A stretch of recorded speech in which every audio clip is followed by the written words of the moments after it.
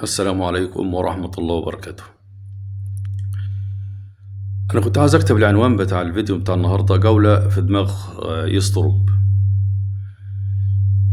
بس فريق البنك الأهلي تقيل قوي تقيل قوي. أنت عندك الباك اليمين هشام صلاح، من أحسن باكات اليمين في الدوري المصري. أنا عندي بعد هاني والواد الشيبي. وعندك الباك الشمال إسحاق يعقوبه، الأهلي كان بيفكر فيه يجيبه بديل لمعلول. وعندك ورا محمود الجزار، وفي النص محمد ابراهيم. وعندهم واد اسمه محمد فتحي، مش عارف موجود ولا لا، الواد اللي كان بتاع الاسماعيلي. وعندك احمد رضا، ولو لعب النهارده هيعمل اقصى جهد عشان يبين للنادي الاهلي انه اتظلم. وعندك طرف يمين يوقع النور، وطرف شمال مصطفى شلبي. ومصطفى شلبي ده تقيله لوحده. وعندك راس حربة، عندهم 3 راس حربة احسن من بعض. الواد أوفا اللي كان في إنبي، وأحمد ياسر ريان، وأسامة فيصل. فريق مكتمل الصفوف. هو ممكن يكون خط الدفاع بتاعه المساكين. عندك محمود الجزار ما بيعرفش العالية، ما بتبقاش بتاعته خالص، وممكن بيرتكب أخطاء ساذجة في ال18، بيتكلف الفريق ضربات جزاء. فاحنا النهارده لو لعبنا اللي أنا في دماغي، لو لعبت النهارده كامش راس حربة، ما نخسرش من الواد مروان عثمان. مروان عثمان كان بيلعب في سيراميكا قدام الاتنين ديفندر. وخطورة الواد مروان عثمان انه بيجي من تحت، وهو مهاري ومجهود. احنا بنشوفه مجهوده كبير ما شاء الله عليه، بيرجع يدافع ويرجع مكانه تاني راس الحرب. لكن لما هيلعب قدام الاتنين في نص الملعب، الاتنين ديفندر، كورة ما تجيله وياخدها من تحت لقدام، بتبقى خطورته. وهو افضل من زيزو مليار مرة، وممكن ربع ضرة نافعة. الواد ده لو لعب في المكان ده هيمسك فيه.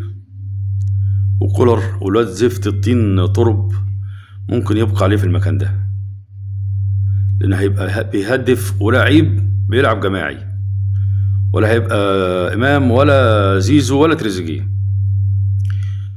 والنهارده عشان المهاجم بتاعنا ينجح اللي هو كاموش، المفروض بن شرقي يلعب شمال وتريزيجيه يلعب يمين، لأن تريزيجيه يمة الشمال بيقطم ويلعب الأرتو كل 10 مرات لما تيجي واحدة، ومش هيلعب جماعي مع راس الحرب. لكن لما بيكون يمة اليمين غصب عنه بيرفع في ال18، وكاموش بيلعب بالهيد صح، يعني هو متميز بلعبات الرأس.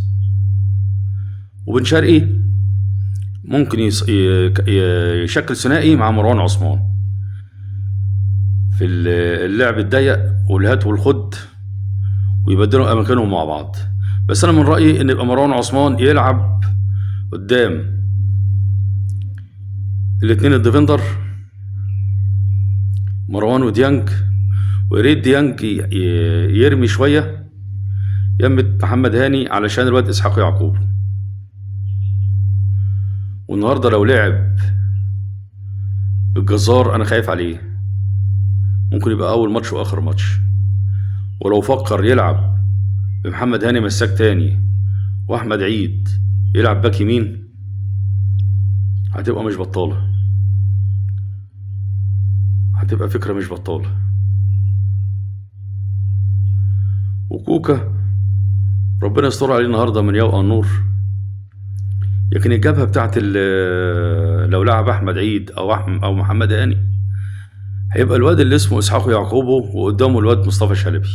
جابها من نار والله، فمش عارف يعرف يتصرف مع دي ازاي. والحل بتاعها ان ديانج يميل يمة اليمين شوية، يميل من قدام يقابل اسحاق يعقوبه وهو طالع من تحت لفوق، يقابله ما يخلوش يطلع نص الملعب. ويلعب تريزيجيه طرف يمين وبن شرقي طرف شمال، ويلعب كاموش راس حرب. وبإذن الله لو النهارده باذن الله فزنا على البنك الاهلي، هتبقى عديت مباراه صعبه جدا في طريق الاحتفاظ بالدوري المصري. والزمالك باذن الله تعالى لو فاز على بيراميدز في المباراه بتاعتهم، هو فرق بينه وبين بيراميدز 3 نقط. لو فاز على بيراميدز باذن الله تعالى اول وتاني هيكونوا اهلي وزمالك، والاتنين يلعبوا في بطوله افريقيا ابطال الدوري. انا عندي احساس ان ده هيحصل. والزمالك تشكيله اللي فات كان حاجه واحده بس فيه اللي غلط، الواد محمد اسماعيل ما يلعبش نص ملعب، لان ده مش مكانه وبياخد فاولات كتير وممكن يطرد. هو عبد الله يرجع تاني او احمد حمدي، وبقيه الخطوط مكتمله. يعني انت عندك الجزيري بره، الجزيري لما ينزل برضه هيدي تقل، الجزيري لو نزل هيدي تقل.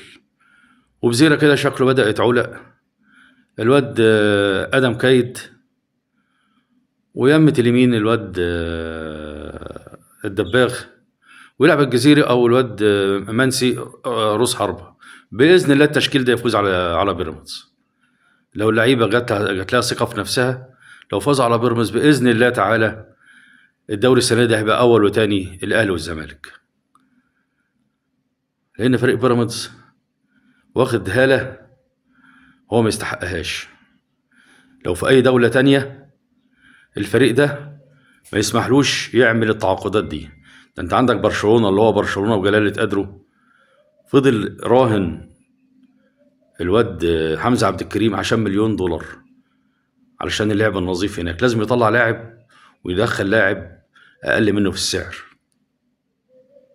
لكن للاسف احنا عندنا هنا سمك لبن تمر هندي. وربنا يستر على النادي الاهلي النهارده من محمود ناجي واللي اسمه خالد الهباب ده، اللي اسمه لوحده يجيب غثيان، خالد الغندور.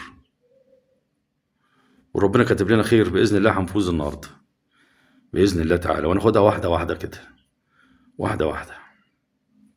والسلام عليكم ورحمه الله وبركاته.